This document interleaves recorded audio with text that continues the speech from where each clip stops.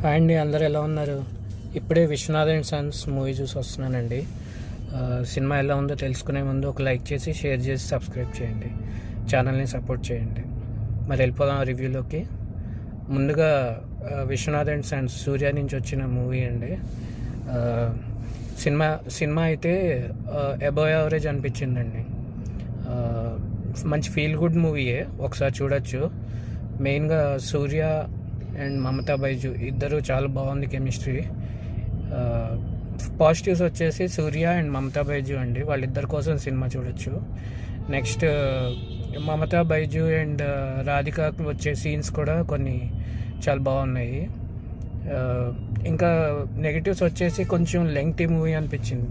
Movie lengthy కాకపోయినా మనకు చూస్తున్నప్పుడు లెంగ్తీ అనిపిస్తుంది. ఎక్కడో ఏదో కొంచెం సాగి తీసినట్టు ఉంటుంది. బట్ సినిమా అయితే ఒకసారి చూడొచ్చండి.